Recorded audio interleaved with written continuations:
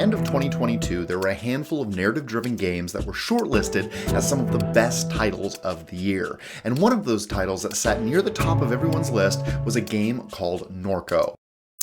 I've taken the time to play the game, but should you? I'll, see.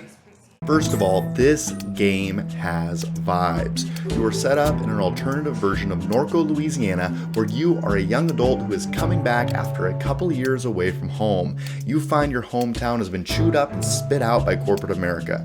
The main character's mother has gone mysteriously deadzo, and it's your job to find out what happened. You meet up with your childhood robot companion and begin to unravel the mystery.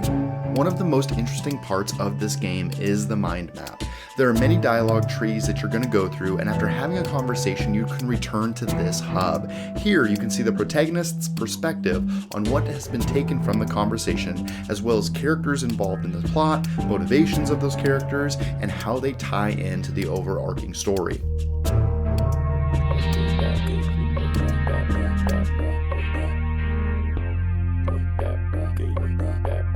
Like I mentioned, this game oozes atmosphere. There is light combat in the game that is set up as a turn-based party system, where your characters take turns attacking enemies.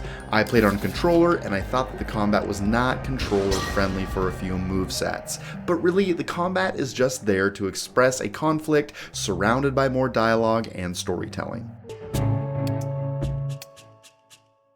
Now listen, I love a good story, and I don't mind reading, but this game is a point-and-click adventure at its core, and it presents dialogue dump after dialogue dump. And at times, I found myself buttoning through pages and pages of text. I will say that this game tells a very impressive story and has some key moments that are impressive, like the man sneaking up on you when you're on your phone, one of the key characters getting television spot, or possibly the coolest doorman to ever exist. So, do I recommend Norco for a guy that's not fond of point-and-click adventures? No, not really. I would rather read a book than play through an interactive novel. My verdict? I think we have a verdict. Pass on this game. Though I understand the vibes and the story is rich and there are many that could be drawn to this, as a guy that likes action games, this is not for me. But then again, that doorman was pretty dang cool. And there was that eagle with lasers coming out of its eyes. Thanks for watching.